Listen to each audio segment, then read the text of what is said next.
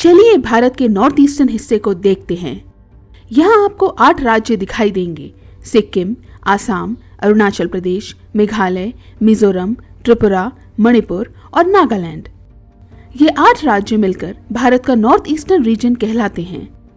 भारत का north eastern region कई देशों के साथ अपनी बॉर्डर शेयर करता है, जैसे नेपाल, भूटान, चाइना, म्यांमार और बांग्लादेश।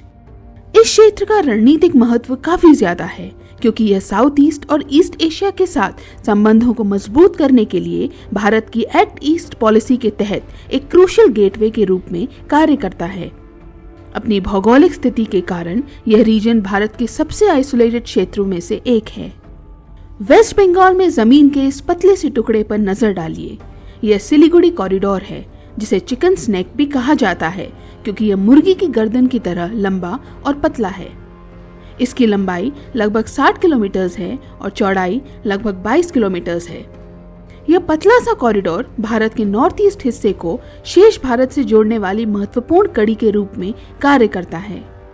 इसका भू रणनीतिक महत्व काफी ज्यादा है, क्योंकि यह सड़क, रेल और हवाई कनेक्टिविटी के लिए प्राथमिक प्रवेश द्वार के रूप में कार्य करता है। यह कॉरिडोर थोड़ा फ्रजाइल है। यहाँ पर खराब मौसम, सड़क अवरोध और कभी कभी सुरक्षा मुद्दों जैसी चीजों का खतरा बना रहता है। सिलीगुड़ी कॉरिडोर एक बहुत ही महत्वपूर्ण ब्रिज के रूप में कार्य करता है। जैसा कि हमने देखा कि भूमि की ये संकरी पट्टी भारत के मुख्य भाग को उसके पूर्वोत्तर राज्यों से जोड़ती है। चाइना इस कॉरिडोर को कट ऑफ करना चाहता है, ताकि भारत के नॉर्थ ईस्ट स्टेट्स आइसोलेट हो जाएं और इस प्रमुख ट्रांसपोर्टेशन रूट से व्यापार और लोगों की आवाजाही बाधित हो जाए। इसलिए इस गलियारे की देखभाल भारत के लिए प्राथमिकता है, क्योंकि यह नॉर्थ ईस्ट रीजन को हमारे पड़ोसियों और शेष भारत से जोड़े रखता है। नॉर्थ ईस्टर्न रीजन को कई अन्य चुनौतियों का भी सामना करना पड़ता है। इन चुनौतियों ने इस रीजन के विकास और ब्रॉडर इंडियन लैंडस्केप से जुड़ाव को बाधित किया है। एक महत्वपूर्ण मुद्दा है क्षेत्र में इंसर्जेंट एक्टिविटीज। बार बार हिंसा और अस्थिरता के कारण क्षेत्र में सुरक्षा स्थिति बहुत जटिल हो जाती है। भारत और म्यांमार के बीच पोरस बॉर्डर होने की वजह से इंसर्जेंट ग्रुप्स म्यांमार में बेस बनाकर भारतीय धरती पर हमला करने की कोशिश करते हैं। इसके अतिरिक्त यह क्षेत्र अपनी खुली सीमाओं के कारण हथियारों और ड्रग्स की अवैध तस्करी का केंद्र है। इंसर्जेंट ग्रुप्स इन गैर कानूनी गतिविधियों के माध्यम से अपने ऑपरेशंस को फंड करते हैं। गैर कानूनी गतिविधियों से प्रभावी ढंग से निपटने के लिए लॉ एनफोर्समेंट को मजबूत करना और आय के वैकल्पिक स्रोत स्थापित करना आवश्यक है। एक और चुनौती यह है कि नॉर्थ ईस्ट के लोग अलगाव की भावना महसूस करते हैं। इसका कारण है हिस्टोरिकल नेग्लेक्ट और कल्चरल डिफरेंसेस। लेफ्ट आउट होने की यह फीलिंग देश के बाकी हिस्सों के साथ उनके एकीकरण को मुश्किल बनाती है। इसे गंभीरता से लिया जाना चाहिए। क्षेत्र की विशिष्ट आवश्यकताओं को पूरा करने के लिए कस्टमाइज्ड अप्रोचेस तैयार किए जाने चाहिए। इन अप्रोचेस में सामाजिक एकता को बढ़ाना, अलगाव की भावनाओं को कम करने के लिए सांस्कृतिक आदान प्रदान को प्रोत्साहित करना और इंफ्रास्ट्रक्चर और कैपेसिटी बिल्डिंग के लिए संसाधनों को समर्पित करना शामिल है। क्षेत्र के समृद्ध इतिहास और संस्कृति को एजुकेशनल प्रोग्राम्स में इंटीग्रेट करना और हेरिटेज टूरिज्म को बढ़ावा देना भी प्रभावी हो सकता है, क्योंकि यह ऐतिहासिक गौरव की भावना को पुनः जागृत कर सकता है।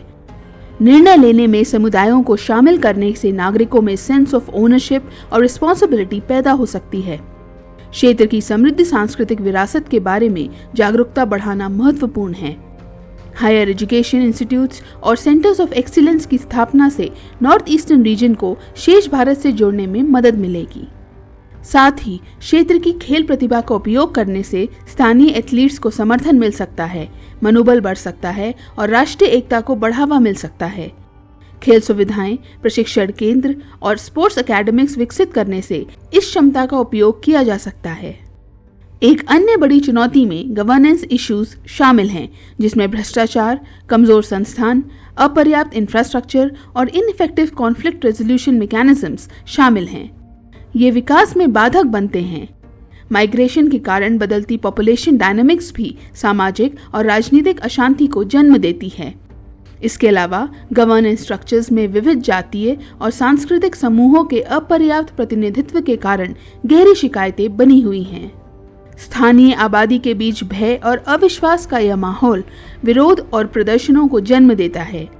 समुदायों के बीच चल रहे जातीय तनाव, विवाद और संघर्ष इस क्षेत्र में अस्थिरता लाते हैं। हम इसके बारे में क्या कर सकते हैं? देखिए, सामुदायिक स्तर पर विश्वास और पारदर्शिता का निर्माण अत्यंत महत्वपूर्ण है। डिजिटल कनेक्टिविटी को बढ़ाना, इंफॉर्मेशन एक्सेस बढ़ाना और पब्लिक एडमिनिस्ट्रेशन में पारदर्शिता सुनिश्चित करना गवर्नेंस की एफिशिएंसी में सुधार कर सकता है। बातचीत के जरिए ऐसे समाधान तक पहुंचने का प्रयास करना चाहिए जिससे सभी पक्ष सहमत हो सकें। इससे तनाव कम करने और संघर्षों को रोकने में मदद मिल सकती है। इसके अलावा नॉर्थ ईस्ट रीजन को एक स्पेशल इकोनॉमिक जोन के रूप में डेजिग्नेट करने से डोमेस्टिक और फॉरेन इन्वेस्टर्स आकर्षित हो सकते हैं, इनोवेशन को बढ़ावा मिल सकता है और स्थानीय अर्थव्यवस्था को बेहतर बनाया जा सकता है। लैंड रेगुलेशंस को सुव्यवस्थित करने से इफेक्टिव लैंड यूटिलाइजेशन को बढ़ावा मिल सकता है और भूमि अधिग्रहण प्रक्रिया सरल हो सकती है, जो इन्वेस्टमेंट्स को अट्रैक्ट कर सकती है। शिक्षा और स्किल डेवलपमेंट कार्यक्रमों के लिए संसाधन आवंटित करने से एक अच्छी तरह से प्रशिक्षित वर्कफोर्स तैयार की जा सकती है। इससे आर्थिक विकास को बढ़ावा मिलेगा, स्थानीय उद्योगों को बढ़ावा मिलेगा, समुदाय सशक्त बनेंगे और सस्टेनेबल डेवलपमेंट को बढ़ावा मिलेगा। नॉर्थ ईस्टर्न रीजन में चुनौतियों से निपटने के लिए मल्टीपल स्ट्रैटेजीज को शामिल करते हुए एक वेल राउंडेड अप्रोच की आवश्यकता है। हमें संघर्षों को सुलझाने के लिए इंक्लूसिव नेगोशिएशंस की आवश्यकता है। शांति समझौतों को प्रभावी ढंग से इम्प्लीमेंट करना अत्यावश्यक है। क्षेत्र में विकास और आर्थिक अवसरों को प्रोत्साहन सर्वोपरि है।